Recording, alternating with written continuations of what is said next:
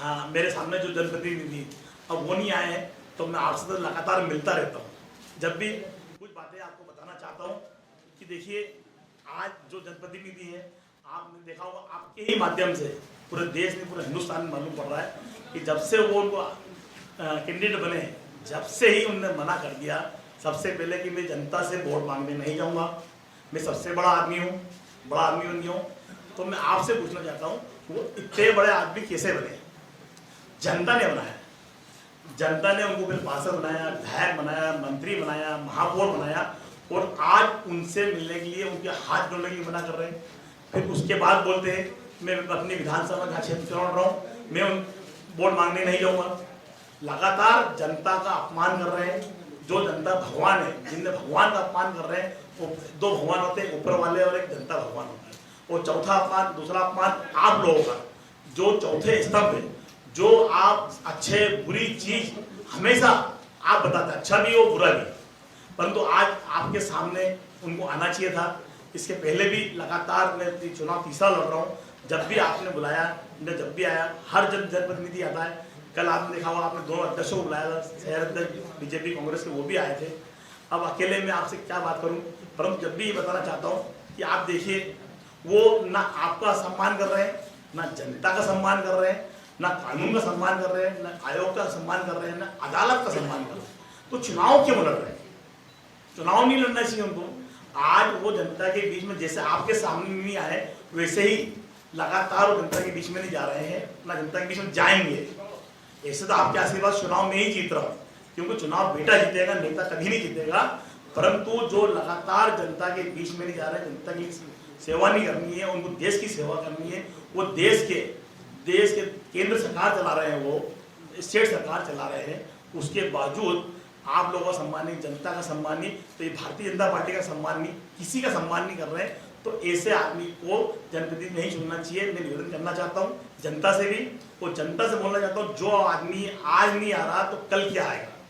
हम भी बोल रहे हैं लगातार कि जो आदमी चुनाव जीतने के पहले मना कर रहे हैं, जो लड़ने के पहले मना कर रहे हैं, तो जीतने के बाद क्या है? जीतने के बाद जनता की सेवा करना चाहिए। आपने देखा होगा 5 साल से लगातार, जब से मैं विधायक बना हूं, तो मैं और मेरा परिवार, मेरी पत्नी, मेरे बच्चे, हम पूरे परिवार इसलिए लगे कि जनता का आशीर्वाद मिला, सम्मान मिला, तो उनका दुख हो या सुख हो या विकास की बात हो या उनकी खुशी की बात हो, उसमें हाजिरी होना बहुत जरूरी है जनप्रतिनिधि होते नाते। और आपने देखा होगा कोरोना काल की बात भी आपके बीच में, यहाँ उस टाइम भी मैं आया था। उस कोरोना काल के अंदर आप लोग रोड पे थे, मैं रोड पे था, और डॉक्टर रोड पे थे। 3 लोग जनता की सेवाओं में लगे हुए थे, हम बता रहे थे। उसके अलावा ना भारतीय जनता पार्टी के, ना सांसद, ना विधायक, ना कोई जनप्रतिनिधि, एक भी रोड नहीं था। मैं मरने से भी डरा। आपने देखा हो आईसीयू में गया, अब शमशान भी गया, शमशान में व्यवस्था कर, दवाई की व्यवस्था कराई, मैंने इंजेक्शन की व्यवस्था कराई, यहाँ तक कि जो ऑक्सीजन की मशीन होती है, आपने देखा वो हिंदुस्तान के अंदर सबसे पहले मैंने बताया कि मशीनें से जान बच सकती है। तो कई मशीनों अस्पतालों हमने व्यवस्था कराई, उसके अलावा कई व्यवस्था कराई। परंतु आज भी कल भी इस बेटे को हराने के लिए एक इतने बड़ा आदमी, जो हिंदुस्तान के राष्ट्रीय अध्यक्ष के बाद कोई महामंत्री होते हैं, उनको लगाना पड़ा, क्योंकि इस बेटे ने 5 साल लगातार अपनी विधानसभा में लोगों की सेवा करी। उनको भारतीय जनता पार्टी को एक भी कैंडिडेट नहीं मिला जो मेरे सामने लड़ सके, इसलिए राष्ट्रीय महामंत्री आदरणीय कैलाश जी को मेरे सामने लड़ाना पड़ा।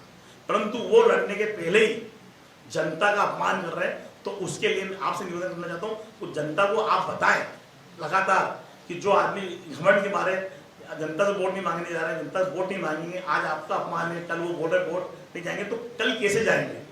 मैं तो जनता की पहले भी सेवा करता, आगे भी सेवा करता रहूंगा।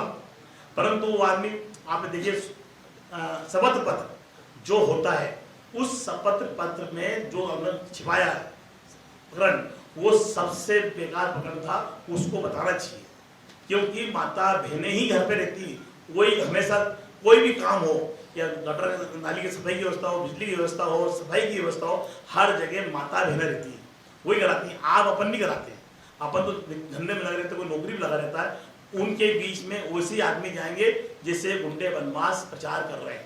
आपने देखा होगा, उन्हें सबसे पहले मंच पे इंदौर बोला कि मैं एसपी को ब्लॉक बोलता हूँ, मनोज परमार मेरा आदमी है, इसको मारना मत, मैं भेज रहा हूँ।